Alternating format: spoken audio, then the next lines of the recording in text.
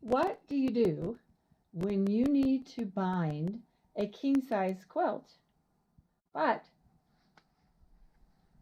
your sewing area is filled and you don't want to move it?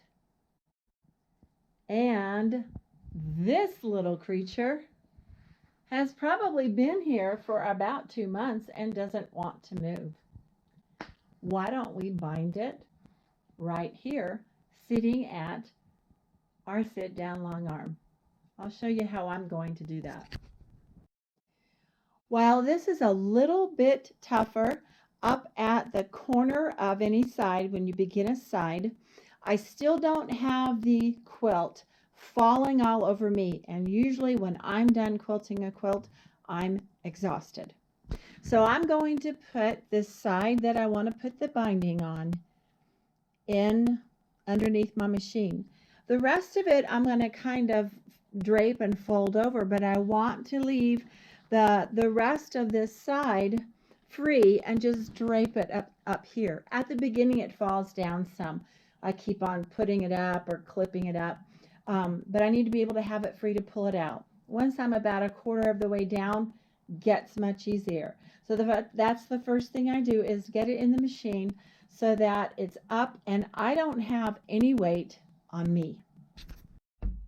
I'm in the middle of doing this binding on this king size quilt, so I'm going to have to talk you through the very beginning part of it, but that's pretty easy. I'll show you changing the corners. The first thing I'm going to do is choose what I'm going to use, and I'm going to use the line tamer with this. I can choose the long one, which I think is like almost a foot long, or the short one, which is like 7 or 8 inches long. I'm going to move this a lot in short segments, so I'm going to use the short one. It's going to be easier to handle. I want something on the back of this to hold it against my fabric. I have handy grips. There's other things people use too. You just want something that's solid. And I'm going to put this through the machine slightly different because I do have the handy grips. They can scar. And I also have a stitch regulator right here. I do not want to mess that up. I could put another piece of fabric to the side, but that's another thing for me to worry about. So I'll show you how I work that out.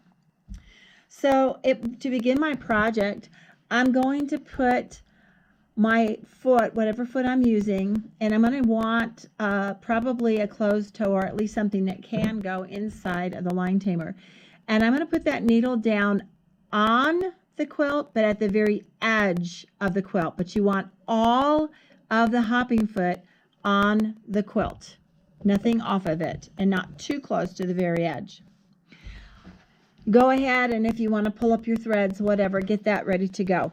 You're going to want to do that I usually leave about, on a big quilt like this, maybe a foot or so of binding loose. So I lay it down on this side I want to, and I usually start in the middle, but I give myself a foot laying flat, and I come away from that and start beyond it. That way, when I miter it with the end of it at the end, I have room for all of that to move.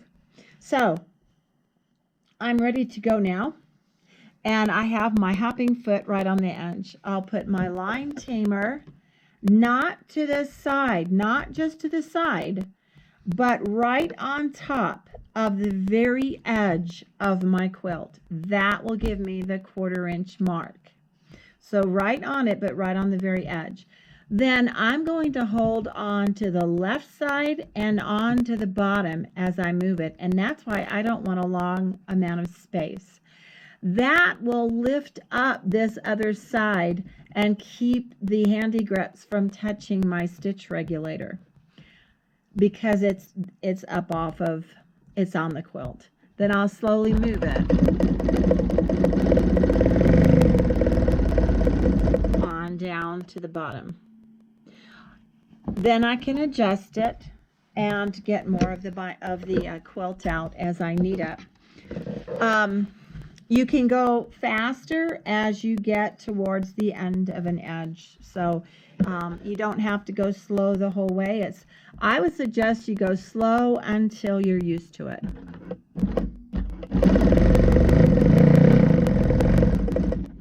And I'll just keep on adjusting it. Get my line tamer out. I always pull it out and then adjust my binding, but it doesn't take but just a moment, and I can slide it back in. Make sure that the edge of this hopping area, the little groove, is on the edge of the quilt, but that it is on the quilt.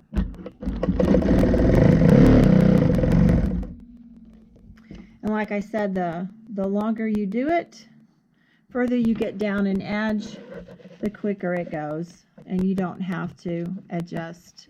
You don't have to pull the line tamer off as much.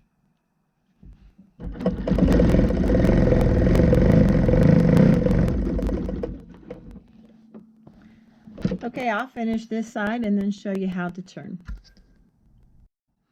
All right, I neglected to videotape this, but it's easy to show.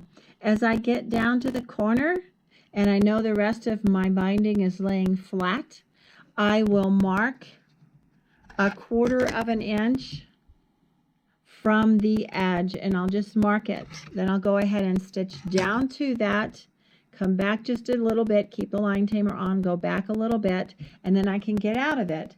Then the next thing I'll do is rotate my quilt, so I will go ahead and get out of the quilt, and in this case I'm just going to cut my threads off, and then I will take the whole quilt out of the suspension system and rotate it around so that I can do this side of the quilt. Let's do that. All right, like I said, the top edge of this side is more difficult because the bulk that you have to the left is going to be closer to the edge of the table because you're closer here. So at times it may want to fall off. But if you really bulk it up and throw it back there, you'll be able to work with it. You'll be out of this area in no time. Okay, so here's my binding. I stopped 1/4 of an inch. I'm going to do just like you do on your domestic, and you can do this with a domestic, but you may find it easier with a walking foot, and I don't have to worry about that with this. This is a hopping foot, so it frees it. All right, so I'm going to bend it back on the angle, even with the quilt, and then I'll bend it back over. Make sure that the side here is even, and that then again it is even with the side of your quilt. Then I'm going to take that hopping foot and look behind it, and I want it on the edge, not off the quilt, and right on the very edge of the quilt on the other side too.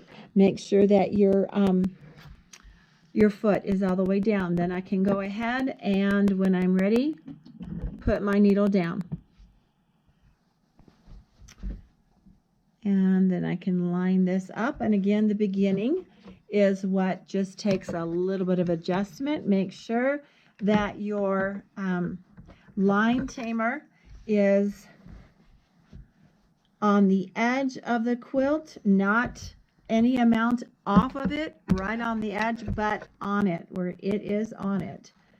Okay, I'll go just like we do on a quilt. I'll come forward and backward just like on a domestic.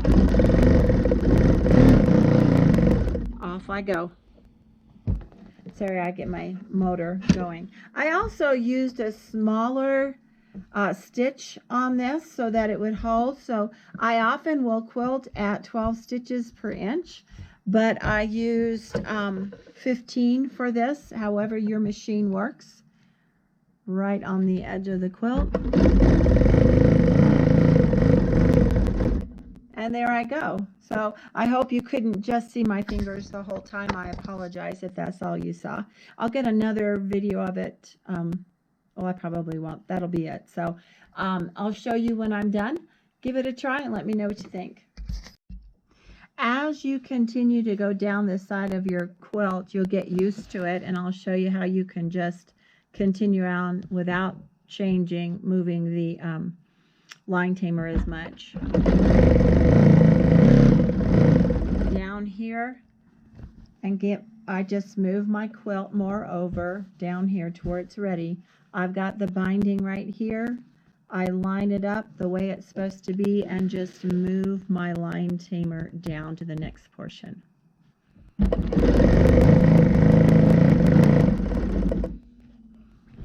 Adjust the border to get it set.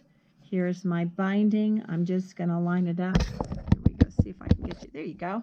I can just line it up down here, slide down my line tamer, make sure it's on the very edge of the quilt, not off of it, the very edge.